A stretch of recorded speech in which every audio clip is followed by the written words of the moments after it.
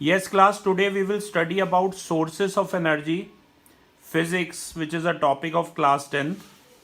Sources of energy. As the name suggests, sources of energy. ऐसा कोई भी जो सोर्स हमें एनर्जी प्रोवाइड कर सके. Energy is an ability to do work. क्योंकि एनर्जी मिलेगी तभी वो चीज़ रन हो पाएगी. आप अपने आसपास बेटा बहुत सारे सोर्सेज देखते हैं एनर्जी के अपनी डेली लाइफ में. जैसे कि आप किसी भी व्हीकल से कहीं लेफ्ट से राइट जा रहे हैं, कहीं भी जा रहे हैं, तो उसके लिए कोई ना कोई सोर्स ऑफ एनर्जी यूज होता है. तो अब क्वेश्चन हमारे माइंड में वैसे तो बहुत है, न्यूक्लियर है, बायोफ्यूल्स हैं, there are various sources of energy. तो क्लास अब जो पहला क्वेश्चन हमारे माइंड में आता है, सबसे पहले आपने रिन्यूएबल और नॉन रिन्यूएबल सोर्सेज के बारे में पढ़ा होगा. उससे पहले मैं आपको ये बता दूं, a source of energy is one which can provide adequate amount of energy in a convenient form over a long period of time. कोई भी एक ऐसा सोर्स एनर्जी का जो हमें बहुत सारी एनर्जी काफी लंबे समय तक प्रोवाइड कर सके, जिसे हम काम में ला सके. जैसे कोल की बात करें, क्रूड ऑयल की बात करें, ये हमें काफी समय से एनर्जी प्रोवाइड कर रहे हैं क्लास. तो ये सब हमारे सोर्सेस ऑफ एनर्जी. रिन्यूएबल या नॉन रिन्यूएबल सोर्सेज की बात करूं तो रिन्यूएबल वो सोर्सेज होते हैं जिससे हम एनर्जी बार बार रिन्यू कर सकते हैं, पैदा कर सकते हैं, उन्हें रीयूज कर सकते हैं. और non renewable sources of energy वो सोर्सेज ऑफ एनर्जी होते हैं बेटा जिन्हें हम यूज नहीं कर सकते बार बार. एक बार यूज किया और वो फिनिश हो जाते हैं. दो sources of energy which have accumulated in nature over a very very long time and can't be quickly replace when exhausted. जब खत्म हो जाएं तो दोबारा से रिप्लेस भी ना किए जा सके. जैसे कोल लगभग अगले 40-50 सालों में एग्जॉस्ट हो जाएगा, क्रूड ऑयल अगले 20-30 सालों में एग्जॉस्ट हो जाएगा. तो तब हमें सोलर एनर्जी, विंड एनर्जी, ऐसे सोर्सेस पे डिपेंडेंट रहना पड़ेगा. तो ये ध्यान रखना, कोल जो है एक नॉन रिन्यूएबल सोर्स है. हम यूज तो काफी समय से कर रहे हैं पर आगे नहीं कर पाएंगे, ये ध्यान रखिएगा. लगभग 50 साल और, मतलब तुम्हारी नेक्स्ट से नेक्स्ट जनरेशन जो होगी वो कोल वगैरह नहीं यूज कर पाएगी. और अभी हम अपनी इंडिया की बात करें तो 67% ऑफ इलेक्ट्रिसिटी जो हम बना रहे हैं वो कोल से ही बना रहे हैं क्लास. ठीक है.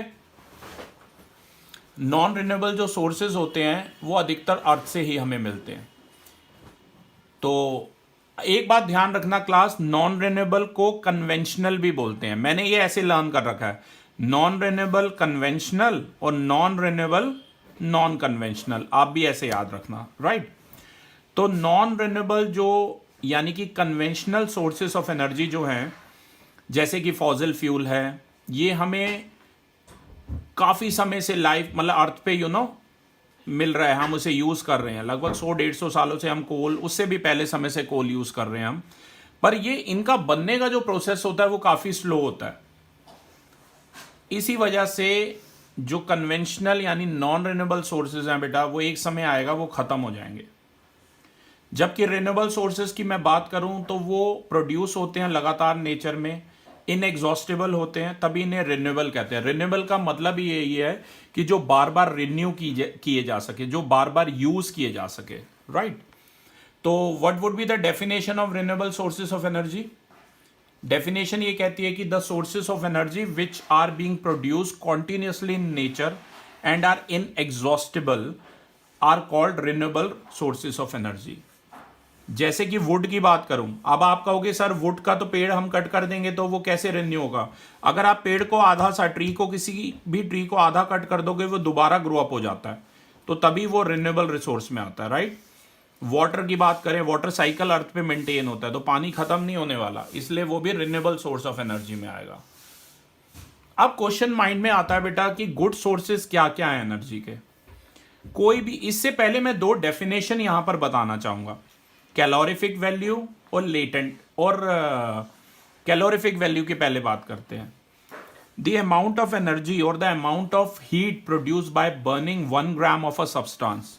अगर क्लास आप 1 ग्राम ऑफ सब्सटेंस को बर्न करते हैं और जो हीट, जो एनर्जी प्रोड्यूस होती है, क्लास आई रिपीट, अगर आप 1 ग्राम ऑफ सब्सटेंस को बर्न करते हैं और जो एनर्जी, जो हीट प्रोड्यूस होती है, उसे आप क्या कहेंगे? उसे हम कहेंगे रिन्यूएबल सोर्सेस ऑफ एनर्जी कहेंगे, राइट? तो क्लास ये ध्यान रखिएगा, रिन्यूएबल सोर्सेस का मतलब है कि जो एनर्जी, जो हीट प्रोड्यूस करता है, अगर किसी भी 1 ग्राम किसी भी सब्सटेंस को आप बर्न करेंगे और जो एनर्जी प्रोड्यूस होगी, 1 ग्राम सब्सटेंस को अगर बर्न करेंगे और जो एनर्जी प्रोड्यूस होगी, उसी को उसी की कैलोरीफिक वैल्यू बोलेंगे। कैलोरीफिक वैल्यू के अलावा एक चीज और आती है class, ignition temperature. Ignition temperature is the slowest और the lowest temperature at which a substance start burning. एक ऐसा लोएस्ट टेम्परेचर जिसपे कोई भी सब्सटेंस बर्न करना शुरू कर देता है, उसे क्या कहेंगे? इग्निशन टेम्परेचर कहेंगे। एक अच्छा फ्यूल चुनते समय आपको इस बात का ध्यान में रखना है कि उस फ्यूल की कैलोरीफिक वैल्यू ज्यादा हो और उसका इग्निशन टेम्परेचर मॉडरेट हो, ना तो ज्यादा कम हो और ना बहुत हाई हो।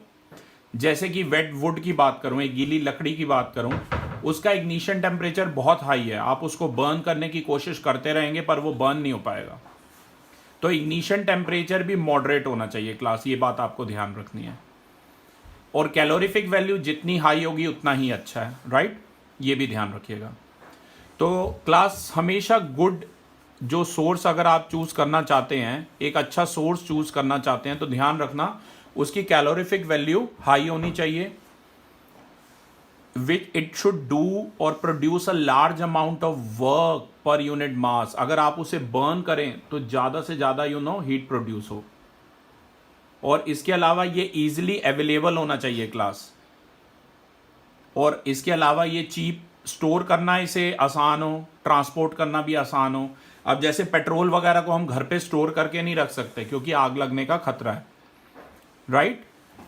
It should be safe to handle, safe होना चाहिए हैंडलिंग में। It should be safe to handle, safe होना चाहिए हैंडलिंग।